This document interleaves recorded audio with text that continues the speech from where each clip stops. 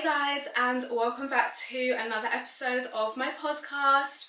I hope you're all doing okay. I hope you've had great weeks. I feel like I'm still clinging on to summer, honestly. I can't believe summer's over. It felt like it just went by so fast. I've got summer look on today, why not? The last week I feel like we're going to get this type of like sun, so just trying to enjoy it. I've got my long braid. I love doing this with my braid. I love it, this long braid. I like to swing it like that when I walk as well. But yeah, I hope you're all doing okay. I just want to say, first of all, thank you so much for all of the love and support that you gave my first episode. Hello to all of the kind of new followers. Yeah, I'm really honestly just blown away. I didn't think as many people would resonate with it as much as you guys have. Thank you so much for all the kind comments, the DMs, the emails. I really appreciate them, and I'm so sorry, honestly, I really am, that so many of you can actually relate to what I was sharing. And to be honest, some of you have got stories that sound even worse than what I went through, so I'm really sorry to hear that. But I do hope you found some solace in reading through other people's experiences, and there was some great advice as well in the comment section too on YouTube, so if you haven't checked that out, then definitely do. Yeah, it's ridiculous, to be honest, that so many people can relate to this experience. And as I said in the podcast episode, it's almost eerie how similar the stories are. Like, I'm reading through people's experiences and I'm like, oh my gosh, like, I experienced this sounds like identical to what I went to. Like, it's crazy. There's someone from like South Africa that was saying they had like a similar experience, Germany, France, like crazy stuff. So yeah, I'm really sorry that you've all had those experiences, and I hope that you have all found, you know, either new companies where you're not treated like that, or you've gone off to do other things, and I hope that it hasn't affected you too much in terms of your self-esteem and stuff, because at the end of the day, it's just a job. Jobs come and go, and there are thousands of jobs out there and thousands of things that you can do to make money. So don't ever limit yourself to thinking that you are just, that is it, you know, those are your only options, because they're not. And you know, one thing I want to do before I get into the topic of this week's episode, you're probably reading the title thinking, what is this girl going to talk about? Is I'd love to read some comments that stood out to me from the last episode. And I think I want to do that going forward. Just pick a few comments that have like stood out to me and just read them out and expand on anything that I might have missed or that brings up some good points, because I don't want it to kind of just feel like we have the episode, talk about that, and then that's it, nothing more. I want to kind of continue the conversation. So I'm going to read through some of them. Just got my phone here. Pink as well. I love pink, in case you didn't notice. Having worked in corporate for 15 years, my strategy has been to never stay beyond 3 to 3.5 years with any company. This way, I always maximise my promotions, salary increases and benefits with every move. The beauty of this approach is that I have left all the antagonists I met along the way exactly where I met them, while they have watched me progress in my industry beyond their warped expectations. You did the right thing in choosing to speak up before you left the job. Well done. Thank you so much for that comment, and I think that's great advice, honestly. That's kind of how long I spent at my last job, about 4 years, and then to be honest, that's what I intended to do with that job, but clearly it did not go that way. But yeah, I think that's great advice. And to be honest, outside of whether or not you have issues at the company or they do move a certain way with you, I think if you are someone who wants you know, decent pay rises and promotions, you are better off finding new companies than you are staying in the company that you're in for like 7 years, hoping that they give you the promotions and pay rises that you deserve. So I think that's great advice, and yeah, thank you so much for your comment. The next one is, as a black woman who worked in corporate for 14 years, what happened was, if you're too knowledgeable, too confident and know your stuff, you're seen as aggressive and an overall threat to a lot of these companies. It's stressful, toxic and not worth the money to be watched all day while trying to do my job.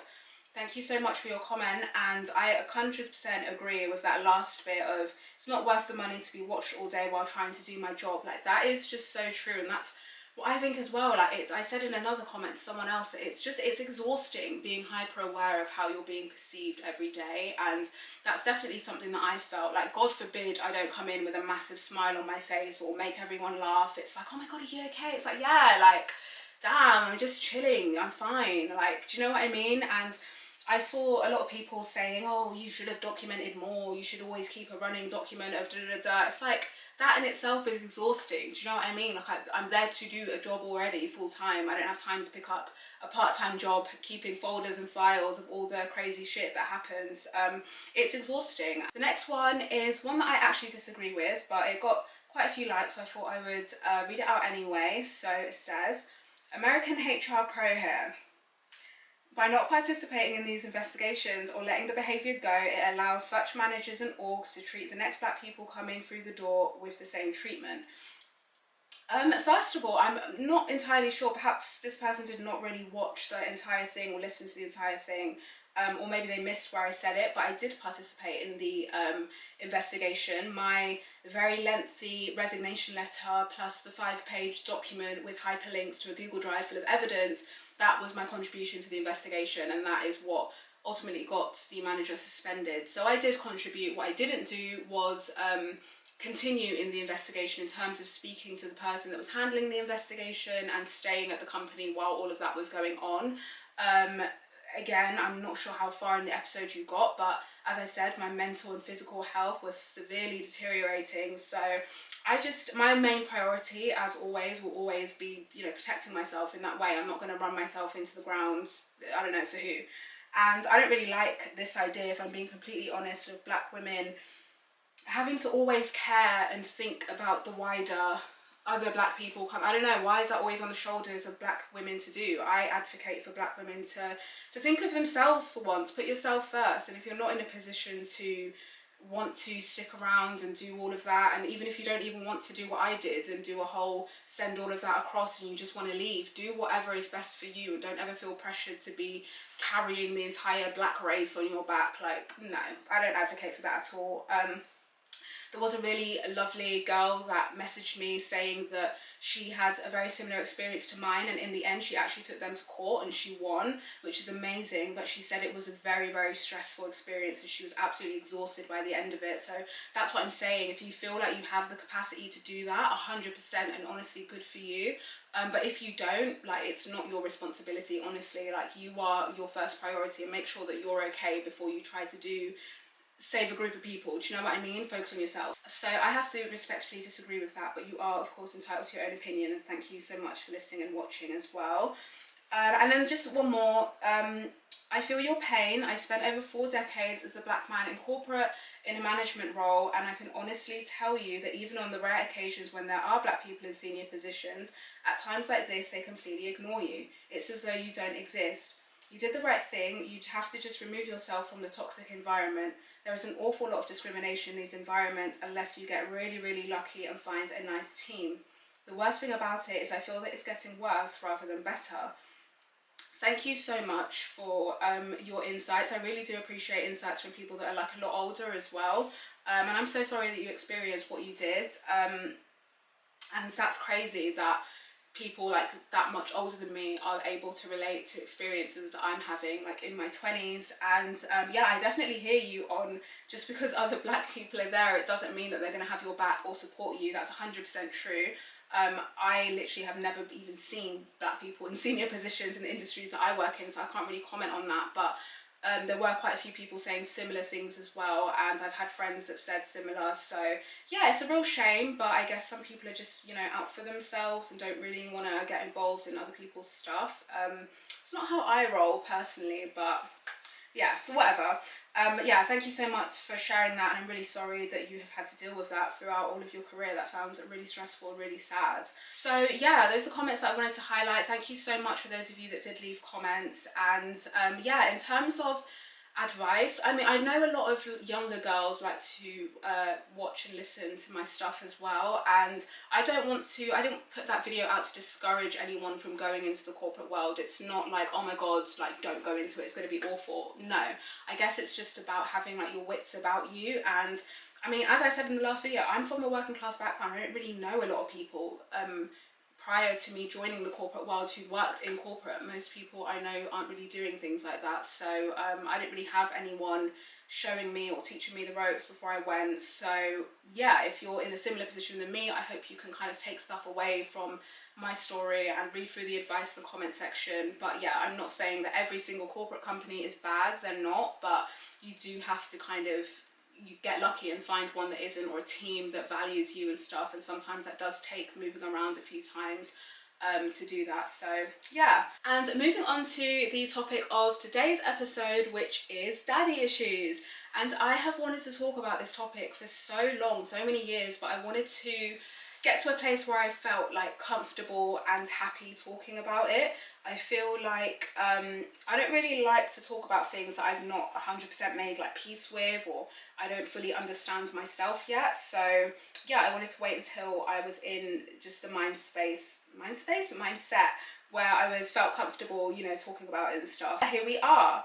And before we get started, I feel like I just want to make sure that we're all on the same wavelength when it comes to like what exactly daddy issues are and stuff like that. So I have my notes because I'm very against people spreading misinformation on social media. It makes me upset and I don't want to contribute to that. So let me just read from my notes for this particular section. So the term daddy issues comes from psychoanalytic theory rooted particularly in the work of Freud. It became a popular term colloquially in the 80s/90s, and it is used to describe the emotional struggles or relationship difficulties someone, usually a woman in this context, experiences due to having an absent, emotionally vacant or neglectful father. And I guess first off, I just want to discuss like the different types of fathers that you can have that cause daddy issues. As I mentioned, the first one, absent fathers. So think kind of deadbeat dads, do you know what I mean?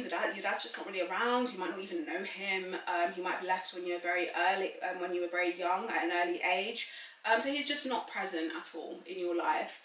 The second category is dads that are physically present, but they are just emotionally vacant. You know, weirdly, I was having a think and I feel like a sizable portion of African dads fall into this category, where a lot of people's dads I've seen anyway, I'm not talking about everyone, and if you've got a nice dad then obviously this doesn't apply to you, but I have noticed some African dads can fit into the second category a lot, where they are physically there and they're always there, but they're just never really emotionally in tune with their children. Like they're just there, you know what I mean? They work, they make money, but they're just there. So you can actually develop daddy issues from a dad who is there but isn't there how they need to be there, beyond just providing like materially and financially for you, and that can have a real significant impact on you.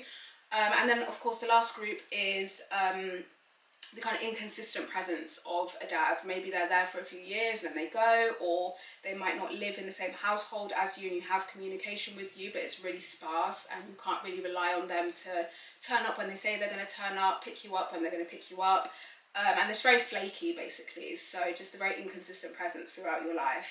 And in terms of how I relate to daddy issues, so my parents divorced shortly after I was born, so I was raised by my mum as a single mum, and it was just me, my mum and my brother living in London, and I absolutely just loved it. I feel like when you've got a really good mum who just does a really great job, sometimes you don't actually feel like you are lacking in any way, like you don't realise that it's abnormal to not have a dad around. And I would definitely say that's how I felt. Like my mum ensured that I had like the fullest life. I was so happy, and yeah, it just didn't really bother me having a dad. I obviously objectively I understood that okay, most people have, you know, families with dads and things like that, but I never sat around thinking that I was lacking in any way. And that is, you know, big kudos to my mum for creating an environment where I felt that way. And anyone else who was raised by a single mum who really went above and beyond, you probably feel similar like that as well. Like, yes, you don't have a dad, but you've got a mum that has just always gone above and beyond for you. So I'm very lucky in that front.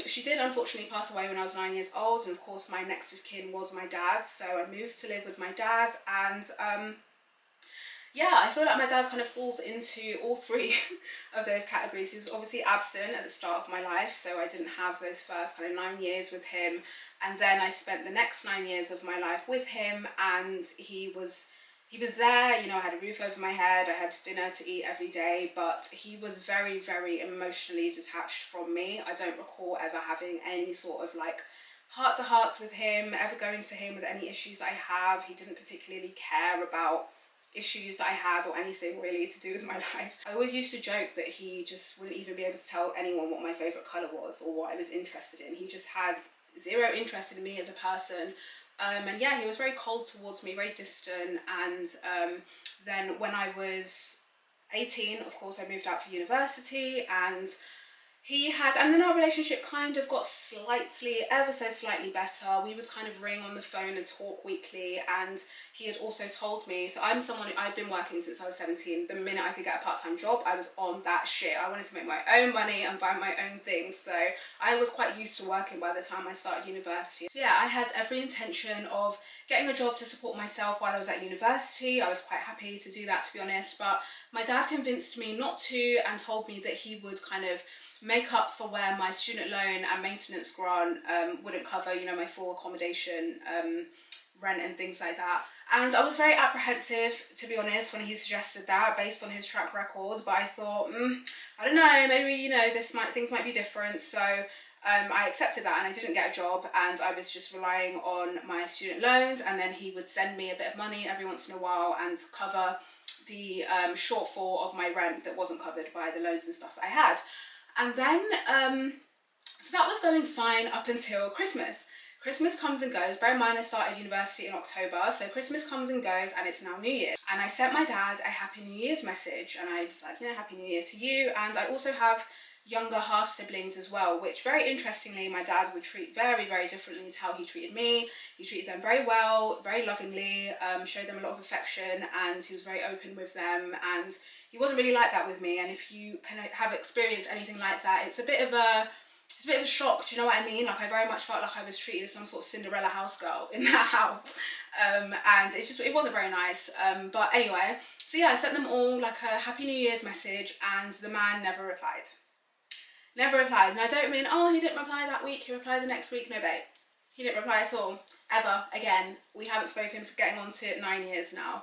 And that was the last time I ever heard from my dad. And it was crazy to me at the time. I was just very confused. And I remember sending like another message. I think like a week later, I kind of thought, oh, maybe he's just busy from the Christmas rush or whatever. But yeah, he never responded. And that was that.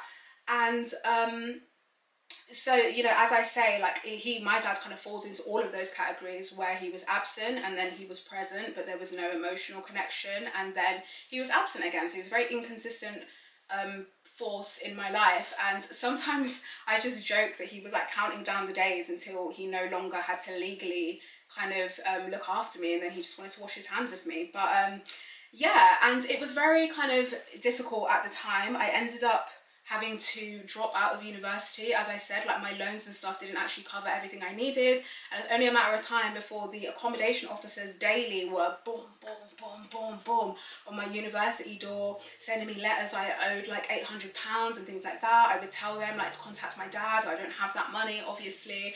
And he just wouldn't pick up to their calls. He wouldn't respond. He refused to pay it. So I was in a real predicament, and I didn't really get a lot of support from the university as well. They were just really poor with supporting. I just had no clue what to do, and eventually it got to the point where, well, here I am, you know what I mean, left alone. I'm gonna have to figure shit out. So I had to drop out of university and pick up a full-time job so I could support myself. And over the next few months, I started to get my life on track. I got a full-time job, moved into my own place, and yeah, things worked out all right. But it was crazy to me at the time from my dad's that you can have a child and you just ditch them.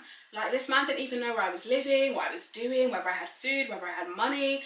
I was just left in the middle of London at 19. What's that song by Ekaete? No money, no family, 16 in the middle of Miami. I was 19 in the middle of London. Like, I was just left to figure it out for myself. And yeah, it was very character building, I have to say, but it was a weird experience. But for me, I'm someone who, if I take an L in life or things like that happen, I'm just gonna get up and keep going forward. Do you know what I mean? What am I gonna do? Sit and cry? No.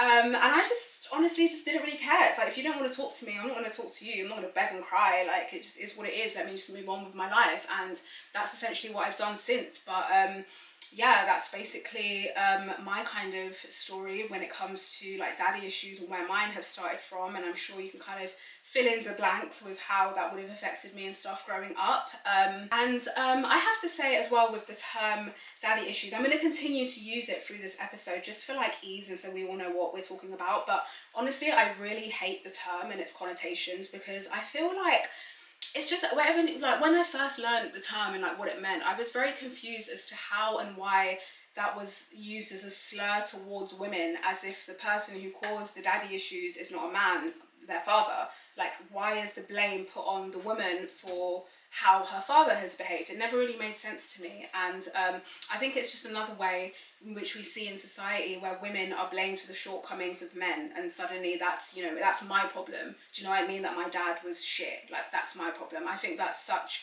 crap and bullshit, and yeah, very misogynistic. And I'd love to say, oh, it's only guys that say that to girls and women, but it's not. Like, I've seen women also perpetuate that idea, and, you know, women that are lucky enough to come from families that are nice and are loving seem to have this opinion that, you know, women that haven't come from backgrounds like that are like lower, or that they're damaged or problematic and things like that. So I think it's a highly problematic term, and I think it just completely removes the nuances of why an adult woman would be acting a certain way because of what she experienced, very complex things that she experienced in her childhood. So yeah, I just wanted to kind of put that out there as well about the term. But as I said, I'm going to keep using it for the sake of ease through the episode, but yeah, that's what I feel about it. And some of the kind of common ways that people say that daddy issues can kind of manifest in adulthood is you know, women that continuously seek emotionally unavailable men, things like that. Being perhaps promiscuous as well is another way in which it can, and like a hyper independence too, just kind of feeling that you can't really rely or trust other people to take care of you or do things for you because of the inconsistencies that you had from your father in your childhood. So yeah, those are kind of like top level ways. Obviously there's a lot more, but I am not a psychologist, so if you want more, go research more. I'm only talking from a very, very top level. And I feel like it would be disingenuous to kind of discuss this topic without also speaking on the ways in which church and African culture can impact the way in which daddy issues are perceived. Obviously I'm black and I'm African, so I'm gonna kind of look through things from that lens. And I just say I don't want to offend anybody. I know I've got a lot of church girlies that enjoy my content and enjoy following me, and I don't want to disrespect any of you guys at all. But I feel like there is no institution that is above critique. So I have to kind of talk about it and be honest. And I feel like a lot of these conversations are stifled because it doesn't really fit in with the kind of teachings and narratives that run through the church. But I think sometimes they can cause more harm than good. So yeah, I don't mean to be offensive. Please don't be offended if you are religious or Christian. This is not personal. I'm just talking from like a wider angle. And you know, in the church, there is this kind of heavy teaching of the kind of nuclear family, and, you know, the family being all together. Family is like a huge part of Christianity, and, you know, the church often leans very conservative as well. So the family is often prioritized, and there are some situations in which people feel, I don't know, they don't want to have conversations about the ways in which some dads can be failures in the family because it doesn't really fit into the narrative of, you know, maintaining this kind of traditional family structure. And of course, once you start speaking about these things, you have to face them, and actions will need to be taken. And I think a lot of people who have a lot of Christian influence in their life feel that, you know, they don't want to be the ones to speak out about things that are going wrong because it goes against their beliefs.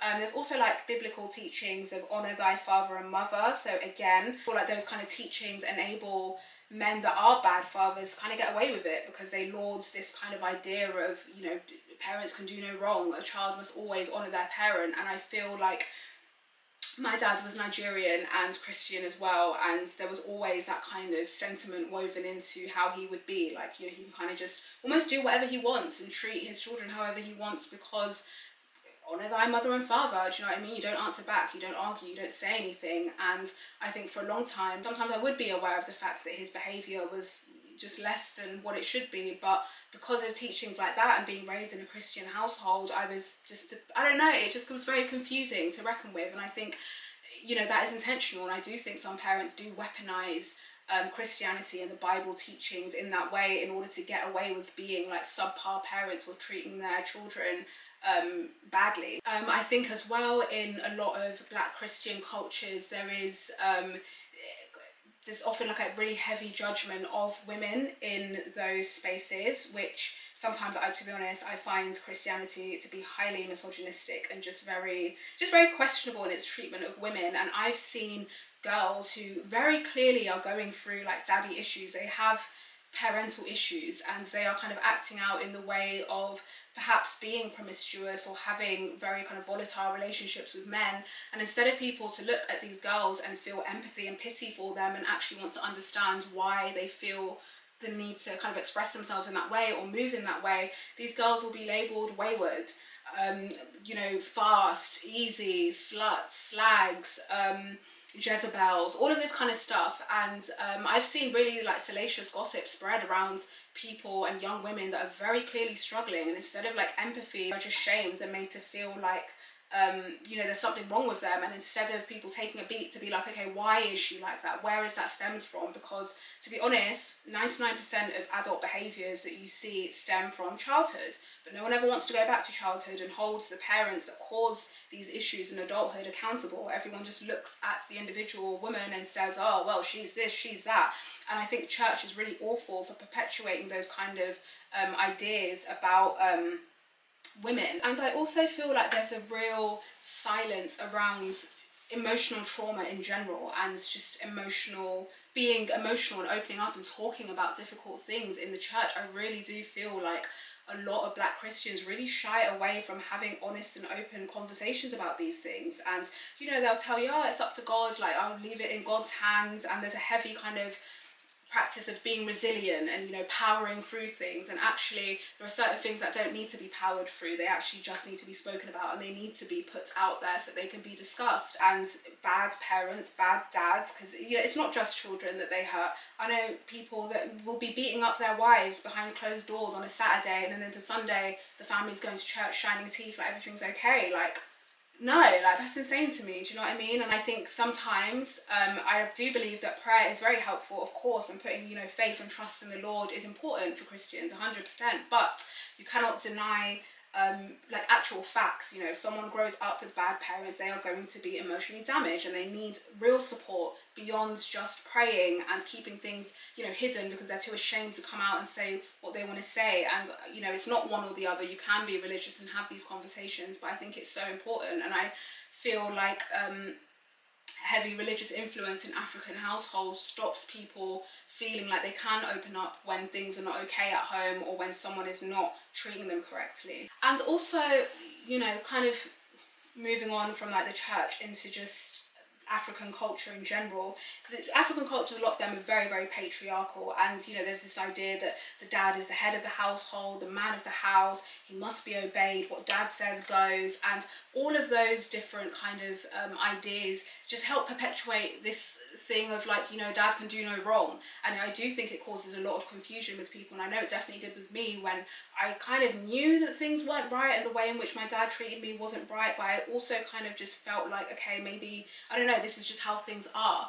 And I feel like there is this heavy kind of thing of, you know, you can't question your parents, or you can't say anything bad to your parents or call them out on their bullshit, basically, because of the role that they occupy as being like head of the household. And this heavy idea of respect as well. Respect is very important in African culture, especially towards your elders. But the more I've grown up, and even when I was a teenager, I used to think that was just utter bullshit. Like, respect is something that you earn. This idea that it's just inherently given, again, causes problems like this, where, you know, men like my dad and other parents can feel like they can just do whatever to have this inherent expectation of being respected. So it's seen as disrespectful to ever speak out or say anything negative about your parents. Also, in a lot of African cultures, I feel like the outward perception of a family is sometimes more important than actually having a healthy and happy family. People are happier to just present a version of themselves that is, oh, we've got everything together, look at us, we're such a great family.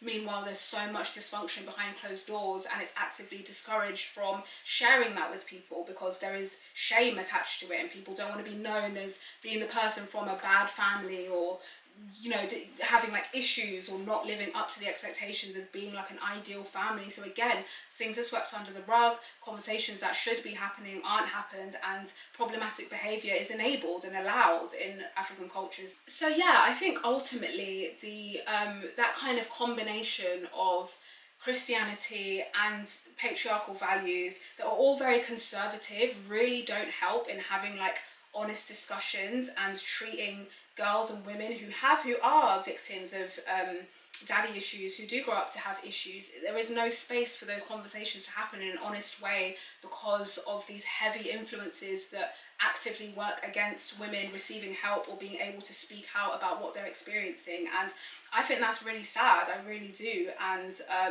I've seen so many girls like really struggle and just struggle to kind of come to terms with what they're dealing with because there is no space for them to do that. And I've had like, you know, aunties and people like that over the years almost kind of chastise me for not being in communication with my dad and choosing not to have him in my life and whatnot. And they kind of are like, oh, you know, he's your dad, like you must respect him, that's, you know, no child can go without speaking to their dad and things like that. And it's like, oh my gosh, what aren't you hearing here? I don't respect a man that treats their child like that. How on, like, it doesn't compute for me. Do you know what I mean? It's not as if we were both adults and having like whatever, a family disagreement. I was literal child that he went out of his way to make feel so low, irrelevant, sad all the way through my child. Like, I don't respect a man like that, and I don't want to hear it. Do you know what I mean? And it's like they almost can't appreciate the fact that I'm a full grown adult. Like, I can make my own mind up and I have autonomy over my life. I'm not a child. You don't get to talk to me like that and dictate to me what you feel I should be and not be doing with my life. Leave me alone. So I've distanced myself, I'm not going to lie, from a lot of that kind of community and things like that, because I don't really want to hear stuff like that. I just think it's so archaic and backwards. And in terms of how like daddy issues manifests in adulthood, there are 3 pieces of work that I think are just do such a good job of kind of depicting what daddy issues looks like, you know, in reality and in adulthood. The first one is Michaela Cole's BBC series I May Destroy You. If you haven't watched that series, go watch it. It is amazing. It's not just focused on daddy issues. It's about a young woman called Arabella. She is sexually assaulted in a club, and the series kind of follows her journey as she navigates that. And yeah, you just kind of see how she navigates that. And within the series, there's an episode where it's a kind of throwback to when she was younger, and you get to see some insights into her family dynamic. And she kind of has a father who falls into that 3rd category of being an inconsistent presence. And I hope I'm remembering correctly, but I think there's a scene when she's like very young. I think she's got a sibling, and you kind of see how like excited the children are to like see their dad. I think their dad comes to pick them up, you know, to take them out and stuff, but you get the impression that he's not very consistent with doing that. So you can see the mum kind of very apprehensive that her children are waiting for their dad to come and he might not come. And bless her, the little girl that plays like the young Arabella is so adorable, and she's so cute, and she's just so excited for her dad to come. And you can see her mum just very anxious, thinking, oh god, this man, you know, might not turn up. And you know, when he does, they're very happy to see him and stuff, and you see her mum being kind of frustrated with that. And I feel like that's a very it was very well depicted, because that is true. There are a lot of parents like that, where the mum is kind of left to pick up the slack of this kind of absent dad, you know. Meanwhile, the children pedestalize their dad, and they kind of don't really see the issue with that behaviour, because they're just happy to see him, as children are. You don't really internalise what's going on. You're just happy to see your dad, happy to have them there. And I feel like, you know, a lot of people can probably like relate to that scenario. There's also another flashback. I think they're slightly older on it. I'm going completely off memory, I could be so wrong, but I do believe there's another flashback where they're slightly older and it's like Christmas time, or just in general they're having like some sort of family dinner, and the dad is just very, very late. But when he comes, his plate is set up at the head of the table, and he kind of swoops in, slides in as if he's done like nothing wrong, and they all kind of have to give him this sort of forced respect and act as if nothing is bizarre about that kind of setup. And I feel like that really feeds into what I was saying about how a lot of African families are towards dads that are like shit dads. You kind of still have to give them this respect that is sometimes just wholly unearned. And I feel like that in itself can continue like issues where, you know, that kind of cognitive dissonance where you know that how he is just not right, and it doesn't make you feel comfortable, but then you've also got the pressures of your cultural background making you feel like this is an acceptable scenario, and it causes issues. And I think Michaela Coles does a really great way of illustrating that in her show.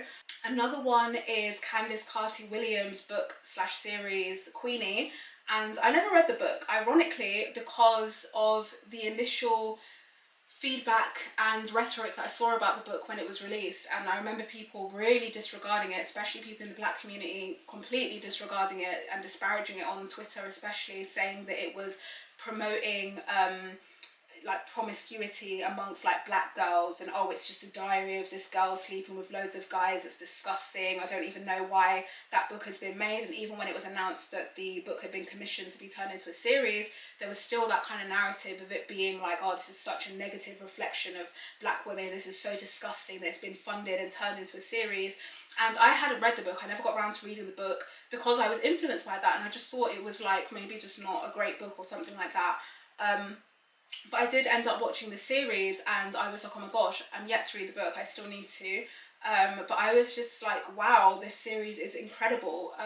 And the way in which she is able to really kind of capture, you know, what a girl who has dealt with severe kind of family issues in younger age, how she navigates her life in her 20s. She lives in London, she works in the media. I was honestly like, oh, did you write this about me? But yeah, it was really interesting to kind of see. And in that series, the main character goes through a phase where she is kind of, I guess, exploring her sexuality, and she's casually dating, she's having a lot of casual sex. And I don't think, to be honest, all the time that is necessarily like a outcome of having daddy issues. I feel like every woman should be able to express herself sexually, and I don't think there's anything inherently bad with casually dating and having casual sex, but I think it depends from the angle of which you're approaching that. I think there's a healthy way to approach it where you are owning it and you want to do that, you want to have those experiences, and I do think it's important for young Black women to feel that they can be open with their sexuality and dating and things like that. And I hate some of the rhetoric and the way in which women are shamed, Black women especially. If you see, like, for example, like Laurie Harvey, people have always got something to say about the fact that she's dating different guys. It's like, duh, she's in her 20s, like, what the hell, leave her alone. And that's how I feel. So I feel like there definitely is space for women, young Black women, they should be able to date and express themselves and have sex and do shit like that. But I think it depends from, you know, where it's coming from. And I think in Queenie you see that it is coming from a place of hurt, of trying to kind of fill a void with men and sex and things like that, and that's where I don't think it's too healthy.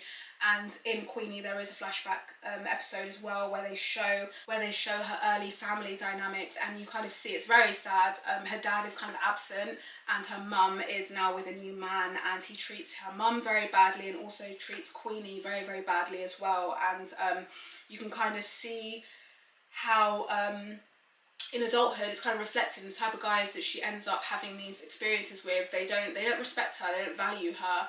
And that's something definitely that I can relate to. I feel like in my early 20s, late teens, early 20s, the guys that I would date and stuff would just be very emotionally unavailable men. And I guess because, you know, I grew up with that, I thought it was normal. I thought all guys were kind of just like that, and it was just an inherent part of being like a man and relationships and stuff. But you know, obviously now I know that is not true, and a guy who does like you and value you will never treat you that way. And there are plenty of men that have the capacity to be emotionally available, and those are the men that you should seek. But yeah, I related kind of heavily to that. And as well, in I May Destroy You, there is a guy that she keeps pursuing. He lives in Italy. What's his name? Like Biagio or something like that. He's this Italian dude. And Homegirl is like flying back and forth from London to Italy when she's got this book to write, and she's chasing him around. And it's like, oh my gosh, like this guy is just not interested in you in that way. And you know, eventually you can tell that he almost thinks that she's crazy, and it's just sad because she's not. She's dealing with a lot, but she kind of can't see that, you know, for herself until she makes peace with other things in her life and deals with other things that are going on. So those are two like really great explorations of that. I think when it comes to daddy issues as well, there's often a heavy focus on how it affects like relationships, romantic relationships, but I feel like daddy issues is also something that can affect just like platonic relationships and friendships that you have. And the last series that I wanted to share that I think really explores this other dynamic of, you know, what daddy issues can do is Teresa Ikoko's film Rocks. I absolutely adore that film. It's one of my favourite ever films. I think it does a beautiful job at really encapsulating what life can look like for the inner city Black British Girls in London. It's a really, really great film if you've not watched it yet. And in that film, the main protagonist, she's a teenage girl in school. She's got a younger brother who's in primary school, and their mum. The dad, I don't believe is mentioned at all. You don't see the dad, so you assume, I guess, he's not part of the family. And her mum, unfortunately, is suffering with severe mental health issues to the point where, at one point she can't even get out of bed to kind of be present and be an active mum for her 2 children because she's suffering mentally so bad. And it's so sad because the main character kind of steps into the role of being a mother figure for her brother and also trying to raise herself. And at first it's kind of okay and she's got a bit of money here and there, but of course the realities of a situation like that start to take hold, and she doesn't really want to tell anyone because of course then her mum will go away and her brother will have to live elsewhere. So she kind of tries so hard to kind of keep it all together and keep going, and it kind of manifests itself where she's at school and she's lashing out at the teachers, she's being horrible to her friends, and no one can figure out why because she hasn't shared anything. And I guess it's that kind of thing of like hyper independence and feeling like you have to kind of do everything yourself. And I definitely can relate to that a lot. Throughout my 20s, I've always felt like I've had to do everything by myself. I've always been very hyper independent and very reluctant to ask people for support or help because I just want to do it myself. Do you know what I mean? And I guess there's this idea of you don't want people to think that you're weak, even though it's not that, and the situation that you're in is not, it's not your fault, and yeah, you kind of see the main character struggle through until eventually she does let her friends in, she does seek help, she does let people help her, and she's just so much happier at the end. I don't want to cry, oh my gosh, every time I think of that film and watch it I always end up crying because it's so emotional, but yeah, it's a beautiful ending, but it really does show that daddy issues can manifest in friendships. You don't trust people, you don't trust people to have your back and to do what they need to do to take care of you, so you take that into your own hands. And I think that is a result of growing up with an absent parent or father who you can't rely on, and you just feel like, okay, well, if your parents, who are your primary example of how to be in the world and how to exist in the world, if they let you down, then who else is going to be there for me? It's that kind of mentality. So yeah, those 3 shows do a great job of depicting daddy issues, and just in general they're just really, really great shows and films to watch as well. And in terms of how I have navigated through my daddy issues as an adult, because I would say I'm in a very healthy place right now, honestly. I've made just so much peace with a lot of things. The way in which I worked through it is, as I said before, number one, I just cut off contact with my dad. Very shortly after he just never responded to me, I just said to myself, well, that's just it. I don't have any desire to kind of rekindle that. And I am someone who believes profusely in just not maintaining contact with people, even if it's not your parents, just anyone in general who is severely toxic to your life. And I think it's a shame that kind of cultural and societal expectations, place this heavy value on needing to feel like you must keep in contact with people who have done you wrong in a very deep-seated way just because they are family members or your dad or your mum or whatever. I just don't. And I am someone who, because I did not have great examples growing up, I would look at other people and I would see, well, this is a person who's got toxic parents that they've kept in contact with, and to be honest, they don't look all that happy. It just sounds stressful, it sounds long, it doesn't sound fun, it doesn't sound like something I want to do. So yeah, completely cut off contact with my dad, and I guess I was just always focused on just looking forward, moving forward. It's like, okay, well, if this person doesn't value me or respect me or care for me in that way, well, guess what? I'm going to find people that do. That's what I've always believed in life. I just look forward and I concentrate and put effort into people that I feel genuinely care for me, instead of fighting for someone who should just inherently want to do those things. No, I'm not going to fight that. Clearly, that's just against your nature, and I'm not one to fight with nature. So yeah, that's the first thing I did. The second one, and probably the most important one, was therapy. And I appreciate that therapy is not something that is accessible for everyone, so it was a privilege that I was able to do that. But yeah, therapy was super helpful. And when I first sought therapy, I think who you find as your therapist is so important. I went for a older Caribbean lady. She was great, she was so lovely, and she was very well I don't know, like academically decorated, you know, she had a lot of like qualifications, and she was slightly older as well, because let's be real, I'm not trying to talk to someone who's like 10 years older than me. Do you know what I mean? I'm not trying to talk to a new graduate, I'm trying to talk to someone who's been doing this. And I also wanted specifically a black woman that would kind of understand the angle of which I was coming from, and she was just amazing, like so good. And it was just so helpful working with her through things. And you kind of started off just basically going through my entire life and, you know, giving her that kind of context for everything. And then we just worked week by week by unpacking like different things, talking through different things. And then she was giving me very helpful tools in order to manage like my emotions and feelings and things like that. That was very helpful. And I'd say the most helpful thing was just having a professional explain to you what you are feeling, why you're feeling it, and how to navigate that. Because I think that's something that's just really, sometimes just understanding something can be a really good tool to like getting over it. It's difficult to work on something or get past something that you can't fully like comprehend. So I think for me, that was what helped me a lot, just kind of bridge kind of gaps that I had, because I had used like resources online. There's a lot of like university journals and academic research papers and things like that that I had read through. So I feel like I had an understanding of it, but there was still like gaps where I couldn't find a way to tie them personally to me. Do you know what I mean? So that's what I found really helpful about therapy. And yeah, the tools that she gave me as well were very, very helpful. And, you know, with therapy, for me, I had always kind of wanted therapy, but also like, I kind of also thought that I like felt fine. Do you know what I mean? Like, yeah, there were things that could have improvement, but no one is perfect. So I think for me, it was almost like a curiosity thing rather than, oh my gosh, my whole life is crumbling and things are going bad. Like, no, like, as you heard in my last video, like my career was going great when I got on my feet. My career was going great. I was having fun. I was having all of these experiences in life and really enjoying life. And there was just this small subset that I kind of wanted to tackle. So I went to therapy. And by the end of the sessions that I had with her, she was the one that told me, actually, I don't feel like you need to keep coming to these sessions. If you want to come, you definitely can. But in terms of what I've heard and just, you know, the time that I've spent with you, I really don't think that you like need to keep coming. You sound like very well adjusted, actually. And that was really reassuring to hear, because yeah, I mean, it's good to hear that, because it kind of validated what I felt. I didn't really feel like I needed extensive, like, you know, therapy, because I felt pretty fine. And I think that is a key thing about therapy, that I always feel like it doesn't have to be an indefinite thing that you go to forever. And as I said, I like to look forward. So there's parts of therapy where I don't know if I want to sit here talking endlessly about my childhood. What's that going to solve? Do you know what I mean? And I'm very much someone who thinks like that.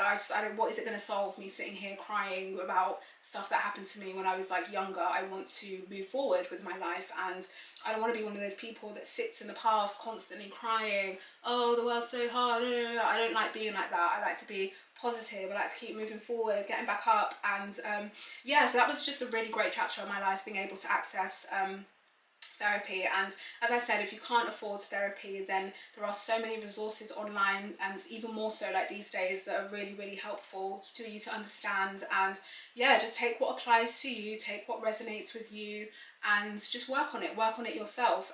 And alongside that as well came decentering men. I think it's so important as a woman, daddy issues or no daddy issues, to learn to decenter men. And I feel like people just say that phrase all the time, but they just don't really put it into practice. But it's so important, like learning to actively remove the influence of, you know, men, and feeling like you need men to validate you in order to feel worthy and to have self-worth is so important. And I think kind of cutting off my dad and, you know, learning to detach myself from men in that way was so helpful. And obviously I had my career to pour into, I had other exciting things that were happening in my life.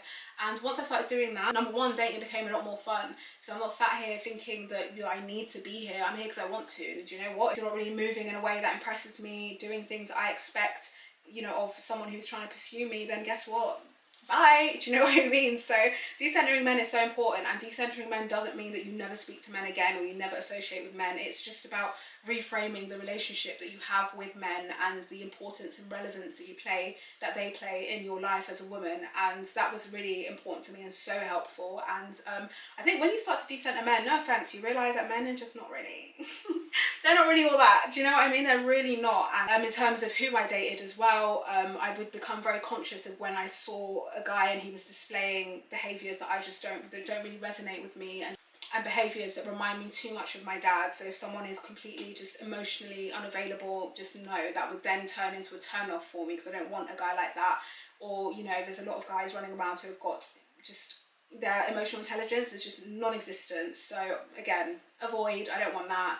Don't want that at all. And, you know, I'm big on breaking generational curses. You know, I don't want to have, if I have children in the future that have to deal with having a dad like I had. I don't want that. And I think part of that is being intentional with the men that you pursue and allow to pursue you. And of course, now I'm engaged to a really great guy. Oh, he's the love of my life. I love him so much, and he's honestly everything that I feel a man should be. And the level of emotional intelligence that he has is insane. Like, he's just really in tune with his emotions and understanding like other people, and also being mindful of the backgrounds of the guys I dated, because I realized that I had dated a lot of like middle class guys, and I talk about class a lot sometimes in my things, because I think in the UK it's difficult to have conversations without bringing class into it, because class is such a prominent thing in the UK. And a lot of guys I dated who were from two-parent households, grown up with, you know, no issues or whatever, they did almost kind of look down on me a little bit. And I do remember a guy straight saying to me, "Oh, you've got daddy issues," something like that. And I was appalled. I was taken aback. I was like, "Pardon?" And I gave him a minute to apologise, and he just kind of doubled down. And that for me was an immediate turn off. And he apologised profusely, and, you know, really was like very apologetic about it. But I don't care, because it says a lot about your mindset. And I think that there is a bit of lack of empathy and understanding from people who do come from, you know, happy families and good backgrounds, where they see, you know, clearly he saw me and my upbringing as a stain on me, and not, "Oh, that's so shit that you've been through what you've been through and that your dad treated you that way. You're just sat here trying to shame me for something that was completely out of my control." So meeting my fiance, he's the complete opposite of that, do you know what I mean? And he can actually relate to certain experiences that I've had growing up, because he's had similar ones. So I don't feel like I need to over explain myself in the relationship. And to be honest, I wouldn't say that we bond over our issues or anything like that, but it's more so just being with someone who just understands that, and I don't have to speak overly about it, because, you know, he just gets it. And yeah, he treats me with a lot of softness and care. He treats me like china wrapped in bubble wrap. He's very sweet with me. And yeah, I think for all women that have had daddy issues, you should just aim to find someone who does treat you like that, and treats you with care and empathy and love and respect and all of those things, because that's what you deserve, girls. And so the last thing that I have done and continue to do forever is just building a life for myself that is focused on building a soft life. And I'm not talking about soft life as in buying shoes and bags and things like that. I'm talking about an emotional soft life. So for me, I get rid of anything that disturbs my peace. I don't play about my peace, because I grew up having such an unpeaceful life. Now I'm an adult and I can create the life that I want. Peace is my utmost priority. So anything or anyone that stresses me out, makes me feel a type of way, you're gone. Like, you're gone. As you saw with that job, gone. Like, I just don't play at all, and I just do everything and anything to cultivate just a really peaceful life for myself, and that has helped massively. I just feel like every day I wake up and I'm just here, I'm just enjoying life, and I'm just really grateful for where I am. And yeah, I love that. So just fostering and creating a really peaceful and intentional life for yourself, and prioritizing yourself as well. Not feeling like you have to save everybody or be like an emotional dumping ground for people, or no, like, you're allowed to like prioritize yourself as well. And that ties into giving yourself grace as well. I always, you know, try to give myself grace in my situation, and, you know, the way in which my dad chose to be with me and raise me is nothing to do with me. It doesn't make me a bad person, and it's not something, I don't have to carry the shame on his behalf. It's on him, do you know what I mean? It's nothing to do with me. So understanding that and remembering to give myself grace is so important. And ultimately, like, before I close this off, I guess I just want to say, sometimes it's kind of sad when I look around society and I think of, you know, the experiences that I've had in my 20s, and I feel like a lot of people are just not really that like empathetic to people that go through situations like mine growing up, or do have issues with their parents and issues with their dads. And even when it comes to daddy issues and the fact that it's only focused on women, like, men are completely capable of also having issues because of an absent, inconsistent, or emotionally avoidant dad. Like, men can also be victims of this as well. So when we focus on women and try to shame women, we're also inadvertently harming men as well. So I think it would be great if more people could have empathy for this situation and understanding like just how real and difficult it is to navigate through this, instead of just dismissing people as, she's just got daddy issues, no, she's just this, she's just that. Like, actually understanding people. And I find in society it feels like when you're a child, or when people see children being treated a certain way by their fathers in a negative way, they are able to empathize and be like, oh my god, that's so sad, like, rah, rah, rah, like she grew up in a household like that. But people, it's almost like people forget that these same children grow up to be adults, you know what I mean? And these issues, they don't just disappear when you turn 18 because you're an adult. No, they carry on into adulthood.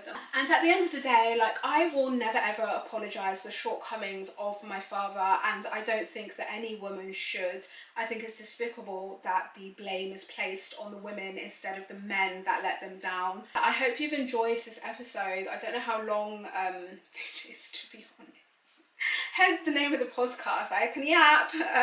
But yeah, I hope you've enjoyed this episode. If you can relate, I would love to hear some of you guys' experiences. And if you can't relate and you had the privilege and pleasure of growing up with a really lovely family, then I hope maybe things that you've heard in this episode encourage you to be supportive to your friends that, you know, don't have good relationship with their parents, and maybe be empathetic towards them. And if they want to talk about it with you, be open to hearing and, you know, understanding them, because a lot of people do suffer in silence and, you know, feel shame about the situation that they're in. So yeah, and that's it, I guess. Thank you so much for listening once again, and I will see you next Sunday. Bye guys, and have a great week.